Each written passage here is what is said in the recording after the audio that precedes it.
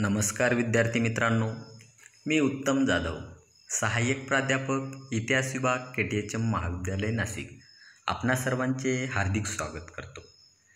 आजच्या या online lecture सिरीजच्या पहिल्या भागात आपण SYBA इतिहास तृतीय सेमिस्टर या वर्गाचा सुधारित अभ्यासक्रम समजावून घेणार आहोत। SYBA या वर्गासाठी सुधारित अभ्यासक्रमानुसार सन 2020 पासून semester and choice based credit system लागू करण्यात आली आहे। या वर्गाचा अभ्यासक्रम एकूण 2 सत्रांमध्ये विभागला गेला आहे।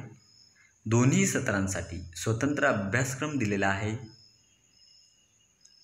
आपण मागील वर्षी FYBA या वर्गात असताना प्रथम व द्वितीय अशा 2 सेमिस्टरचा अभ्यास केला आणि आज आपण SYBAच्या तृतीय सत्रातील अभ्यासक्रमाची ओळख करून घेणार आहोत।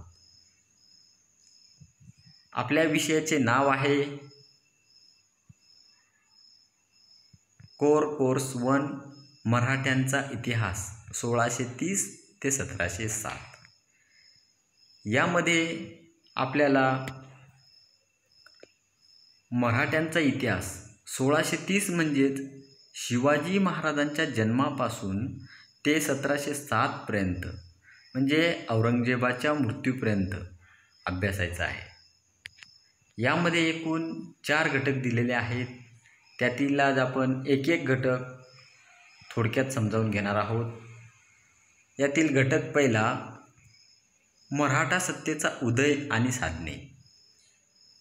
यामध्ये एकूण 3 उपघटक दिलेले आहेत। त्यातील पहिल्या उपघटकामध्ये मराठ्यांच्या इतिहासाची वाङ्मयीन साधने सविस्तरपणे आपल्याला या ठिकाणी अभ्यासायची आहे। कारण मराठ्यांच्या इतिहासाचा अभ्यास करताना तत्कालीन परिस्थिती आणि त्यातील महत्त्वपूर्ण घटनांची माहिती पुरवणाऱ्या साधनांचा संदर्भ आपल्याला विचारात घ्यावा लागतो आणि शास्त्रशुद्ध आणि वस्तुनिष्ठ स्वरूपात अभ्यास करण्याच्या दृष्टीनेही ही साधने अत्यंत महत्त्वाची आहेत। आता साधने म्हटले की लिखित आणि अलिखित अशा दोन्ही प्रकारांचा आपल्याला या ठिकाणी विचार करावा लागतो। कारण मराठ्यांच्या दरबारात असलेल्या लेखक साहित्यिकांनी तत्कालीन घटनांची नोंद करून ठेवताना मोठ्या प्रमाणावर साहित्य निर्मिती केली आणि यामध्ये प्रामुख्याने आपल्याला उल्लेख करता येईल तो म्हणजे बखर या साहित्य प्रकाराचा। आता बखरींद्वारे तत्कालीन राज्यकर्त्यांचा इतिहास आपल्याला जिवंत स्वरूपात अभ्यासता येतो। तसेच मराठा दप्तर हे एक महत्त्वाचं साधन आहे। यामध्ये प्रामुख्याने देशी भाषेबरोबरच फारसी भाषा असेल, कानडी, हिंदी, राजस्थानी याही भाषांमध्ये असलेली वाङ्मयीन साधने अत्यंत महत्त्वाची आहे। याबरोबरच परकीय इतिहासकार, प्रवासी यांचंही लेखन हेही मराठ्यांचा इतिहासाचा अभ्यास करण्यासाठी उपयुक्त ठरतात। म्हणजे एकंदरीत या घटकामध्ये या सर्व साधनांचा अभ्यास करावयाचा आहे। यातील दुसऱ्या उपघटकामध्ये मराठा सत्तेच्या उदयाची पार्श्वभूमी आपल्याला या ठिकाणी समजावून घ्यायची आहे। कारण मराठा सत्तेचा उदय होण्यापूर्वी महाराष्ट्रामध्ये मुस्लिम सत्तांचं वर्चस्व प्रस्थापित झालेलं होतं आणि मोठ्या प्रमाणावर हिंदू जनतेवरती अत्याचार जुलूम केला जात होता। त्यामुळे मुस्लिम राज्यकर्त्यांविषयी जनतेच्या मनात द्वेष निर्माण झालेला होता आणि त्यामुळेच त्यातून झालेली स्वराज्याची वाटचाल, तसेच भक्ती चळवळीचा पडलेला प्रभाव इत्यादी सर्वांचा अभ्यास आपल्याला या उपघटकामध्ये करावयाचा आहे।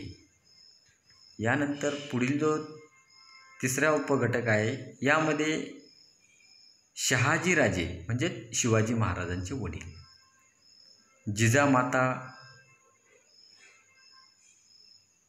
राजमाता जिजाबाई शिवाजी महाराजांच्या आई आणि शिवाजी महाराजांचे बालपण, त्यांचे प्रारंभिक जीवन, त्यांना मिळालेले शिक्षण, शहाजीराजे आणि जिजाऊंचे शिवाजी महाराजांच्या जडणघडणीमधील असलेले योगदान इत्यादी सर्वांचा अभ्यास यामध्ये करावयाचा आहे. यानंतर पुढील घटक क्रमांक 2, स्वराज्याचा पाया ते राज्याभिषेक आणि कर्नाटक मोहीम. यामध्येही एकूण 3 उपघटक दिलेले आहे. त्यातील पहिल्या उपघटकामध्ये आदिलशाहीशी असलेले संबंध अभ्यासताना शिवाजी महाराज आणि चंद्रराव मोरे यांच्यातील संघर्ष म्हणजेच जावळीवरील विजय, तसेच अफजलखान प्रसंग असेल आणि त्याचे ऐतिहासिक महत्त्व, तसंच पन्हाळ्याचा वेढा यामध्ये आपल्याला एकंदरीत अभ्यास करावयाचा आहे. यातील दुसऱ्या उपघटकामध्ये शिवाजी महाराज मोघल यांच्यातील संबंध आपल्याला अभ्यासायचे आहेत. म्हणजे शिवाजी महाराजांचा मोघलांशी असलेल्या संबंधाचा आढावा यामध्ये घ्यावयाचा आहे. त्यामध्ये शाहिस्तेखानाचं प्रकरण असेल, सुरतेची लूट असेल, मिर्झाराजे जयसिंगाची मोहीम, पुरंदरचा तह, तसेच शिवाजी महाराजांची आग्रा भेट आणि आग्र्यावरून झालेली सुटका इत्यादी सर्वांचा अभ्यास आपल्याला या घटकामध्ये करावयाचा आहे. यातील उपघटक 3 मध्ये शिवाजी महाराजांचा राज्याभिषेक आणि त्याचे महत्त्व समजावून घेणार आहोत. यामध्ये पहिला राज्याभिषेक आणि दुसरा राज्याभिषेक या दोन्हींचंही आपण या ठिकाणी महत्त्व समजून घेणार आहोत. तसेच शिवाजी महाराजांची दक्षिणेकडील मोहीम म्हणजेच कर्नाटक मोहीम, आणि ही मोहीम शिवाजी महाराजांच्या जीवनातील शेवटची मोहीम होती. या मोहिमेचा असलेला उद्देश इत्यादींचा अभ्यास यामध्ये करावयाचा आहे. म्हणजेच एकंदरीत या संपूर्ण घटकामध्ये शिवाजी महाराजांचे आदिलशाहीबरोबर असलेले संबंध, मोगलांबरोबरचे संबंध, ते स्वराज्याची स्थापना आणि कर्नाटक मोहीम इत्यादींचा अभ्यास आपल्याला यामध्ये करावयाचा आहे. यानंतर पुढील घटक क्रमांक 3, छत्रपती शिवाजी महाराजांचे प्रशासन. यामध्ये 2 उपघटक दिलेले आहेत. त्यातील पहिल्या उपघटकामध्ये लष्करी प्रशासन अभ्यासताना शिवाजी महाराजांच्या लष्करामधील प्रामुख्याने घोडदळ, पायदळ, हत्तीदळ, तोफखाना, तसेच त्यांचे प्रभावी हेरखाते, लष्करातील शस्त्रास्त्रे, त्यांच्या लष्करी छावण्या, गनिमी कावा तंत्र या सर्वांचा अभ्यास आपण या ठिकाणी करणार आहोत. यातील जो दुसरा उपघटक दिलेला आहे तो म्हणजे मुलकी प्रशासन. यामध्ये प्रशासनातील अधिकारी, म्हणजे शिवाजी महाराजांच्या प्रशासनातील अधिकारी, यामध्ये सरसुभेदार, सुभेदारापासून ते पाटील कुलकर्णी या सर्वांचे अधिकार आणि त्यांचे कार्य इत्यादींचा अभ्यास आपण यामध्ये करणार आहोत. त्याचबरोबर या घटकामध्ये शिवाजी महाराजांचे अष्टप्रधान मंडळ म्हणजे केंद्रीय मंडळ आपण अभ्यासणार आहोत. यानंतर पुढील घटक क्रमांक 4, छत्रपती संभाजी महाराज ते मराठ्यांचे स्वातंत्र्य युद्ध. यातील पहिल्या उपघटकामध्ये छत्रपती शिवाजी महाराजांच्या मृत्यूनंतर संभाजी महाराजांनी केलेले सत्तेचे रूढीकरण, तसेच त्यांचा अंतर्गत गृहकलह, मोगल मराठा संघर्ष, सिद्धीबरोबरील असलेला संघर्ष, पोर्तुगीजांबरोबर आलेला संघर्ष आणि इंग्रजांबरोबरील संघर्ष, ते छत्रपती संभाजी महाराजांची हत्या इत्यादींचा अभ्यास यामध्ये करावयाचा आहे.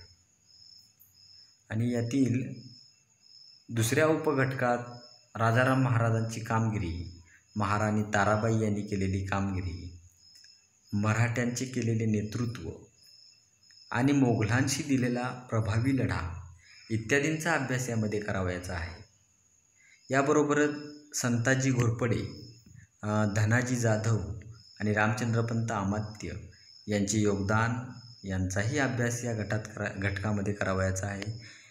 म्हणजेच एकंदरीत या 3ऱ्या सेमिस्टरमध्ये आपण मराठा सत्तेच्या उदयापासून ते औरंगजेबाच्या मृत्यूपर्यंत चाललेले मराठ्यांचे स्वातंत्र्य युद्ध इत्यादींचा अभ्यास यामध्ये करावयाचा आहे. आपण ही छोटेखानी अभ्यासक्रमाची ओळख करून घेतली. तसेच या विषयाचा अभ्यास करण्यासाठी काही संदर्भ ग्रंथ दिलेले आहेत. यामध्ये प्रामुख्याने मराठी भाषेत मराठी, इंग्रजी, हिंदी भाषेमध्ये संदर्भ ग्रंथ दिलेले आहेत. यातील मराठी संदर्भ ग्रंथांचा विचार करता रा कुलकर्णी यांचं शिवकालीन महाराष्ट्र हे एक खूप छान पुस्तक आहे. अभ्यासण्यासाठी अत्यंत उपयुक्त असलेलं पुस्तक आहे. यानंतर गह खरे आणि रा कुलकर्णी यांचं मराठ्यांचा इतिहास हे 3 खंड आहेत. तिन्ही महत्त्वाचे आहेत. तसेच त्रिना आत्रे यांचा गावगाडा, यशवंत जोशी यांचं मराठेकालीन समाजदर्शन, गो. स. सरदेसाई यांचं मराठी रियासत खंड 1 ते 8 असे आहेत. हे पॉप्युलर प्रकाशनचे आहेत. याबरोबरच इंग्रजी संदर्भ ग्रंथामध्ये साधारणतः के.एन. चिटणीस यांचं glimpses of Maratha socio economic history हेही आहे. त्याबरोबरच गुणे विठ्ठल त्र्यंबक यांचं the judicial system of the Maratha, M.G. Ranade यांचं rise of the Maratha power, Sardesai यांचं the new history of the Maratha, Sen Surendranath यांचं administrative system of the Maratha अशी ही संदर्भ ग्रंथ आपल्याला दिलेले आहेत. या व्यतिरिक्तही काही संदर्भ ग्रंथ आहेत. तेही आपल्याला अभ्यासासाठी नक्कीच उपयुक्त ठरतील. याबरोबरच आपण हा विषय अत्यंत सविस्तरपणे आणि साध्या आणि सोप्या पद्धतीने समजून घेणार आहोत. येणाऱ्या समस्यांचंही निराकरण वेळोवेळी केलं जाईलच. तरी आज या ठिकाणी मी थांबतो. धन्यवाद.